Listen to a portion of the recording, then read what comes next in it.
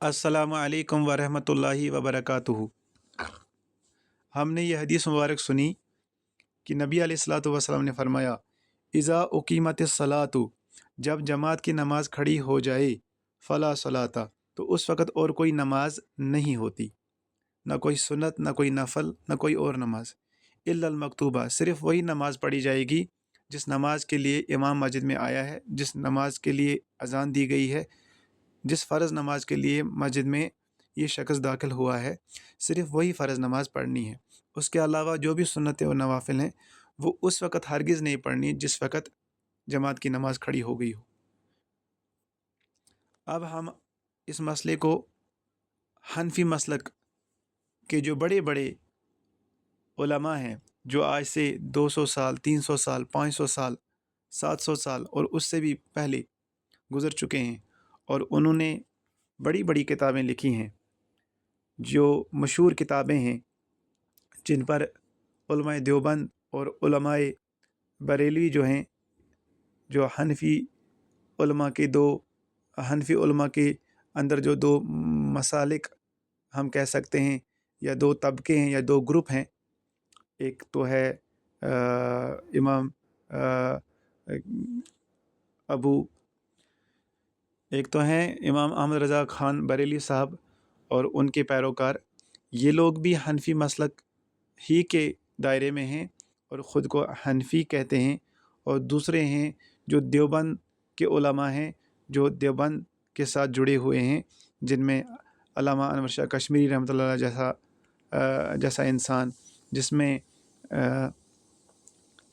अशरफ अली थानवी साहब जैसा इंसान, रशीद अहमद गंगोई साहब जैसा इंसान। तो एक तरफ तो ये देवबंद के उलमा हैं, ऐसे ही बड़े बड़े उलमा, और दूसरी तरफ से जो बरेली उलमा हैं, अहमद यार ख़ान नईमी साहब वगैरह, ये जो उलमा हैं, ये अपने आप को सारे के सारे हनफी कहते हैं। तो आइए देखते हैं कि वो किताबें जिनसे ये अपने मसलक को लेते हैं, उनमें मशहूर किताबें जो है ना, उनमें एक मशहूर किताब है अल हिदाया।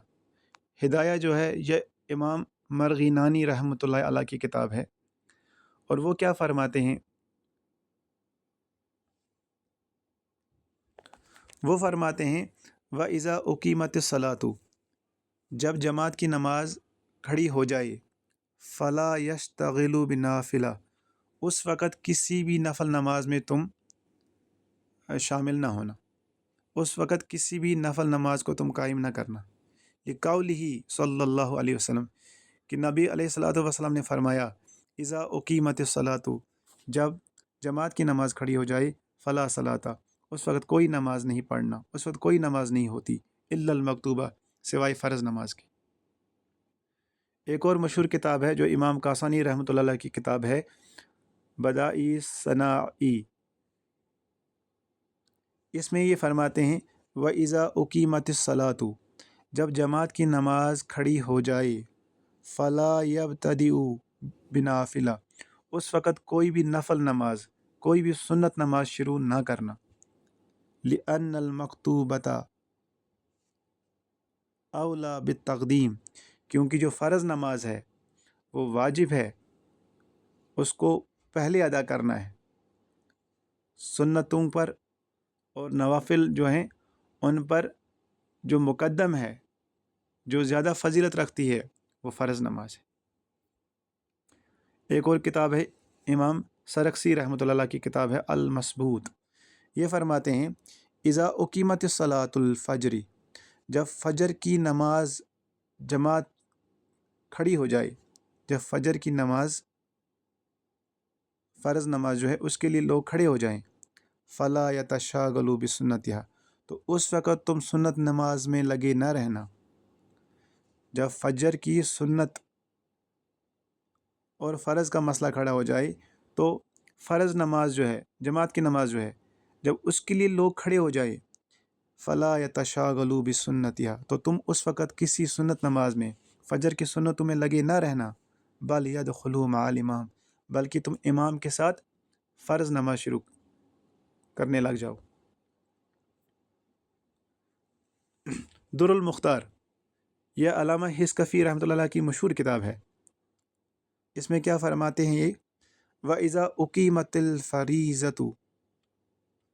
جب فرض نماز، جب جماعت کی نماز جو ہے وہ شروع ہو جائے، حرم الاشتغال بالنافلہ، تو اس وقت سنت نماز، نفل نماز، ولو سنت الفجر، اور فجر کی سنت اور نفل نماز جو ہے اس میں تم لگے نہ رہنا، یہ جائز نہیں ہے۔ اسی طریقے سے رد المختار میں بھی علامہ ابن عابدین شامی رحمۃ اللہ علیہ، یہ اس میں کیا لکھتے ہیں، قولہ ولو سنت الفجری ای لأن حرمت ترک الجماعتی اشد، یہ بھی فرماتے ہیں اس میں یہی کہ جہاں تک فجر کی سنت کا مسئلہ ہے وہ بھی چھوڑ دی جائے، وہ بھی چھوڑ دی جائے۔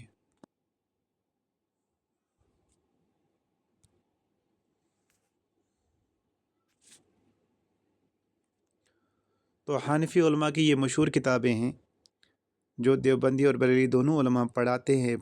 انہی کے مطابق فتویٰ دیتے ہیں، انہی کو مانتے ہیں۔ تو لہٰذا اس چیز کو مد نظر رکھ کر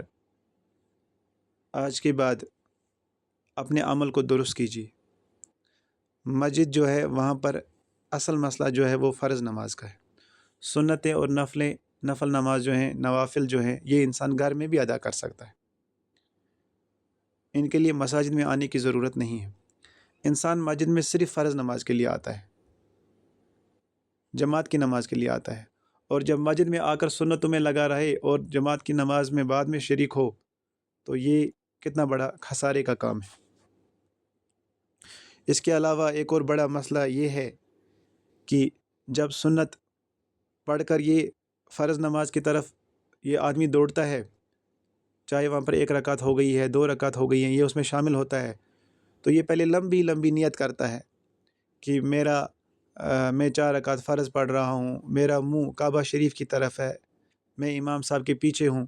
تو اتنی لمبی باتیں جب یہ کرے گا نا، اتنی لمبی نیت کرے گا، تو اس سے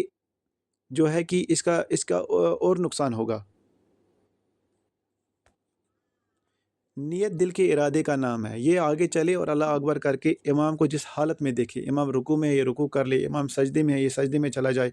امام اتحیات پڑھ رہا ہے یہ اتحیات پڑھ لے، امام کھڑا ہے یہ اسی کے ساتھ شریک ہو جائے۔ اس کو کوئی چیز پڑھنے کی ضرورت نہیں ہے، دل کا ارادہ ہے کہ میں یہ نماز پڑھ لوں، بس اللہ اکبر کر کے یہ شریک ہو جائے، کیونکہ حکم یہی ہے اللہ کے نبی صلی اللہ علیہ وسلم کا کہ امام کو جس حالت میں دیکھو اسی حالت میں اس کے ساتھ جا ملو۔ آپ نے دیکھا کہ امام رکوع میں ہے اور آپ جا کر لمبی لمبی نیت کر رہے ہیں، تب تک امام رکوع سے اٹھ جائے گا، تو یہ بالکل خسارے کی بات ہے۔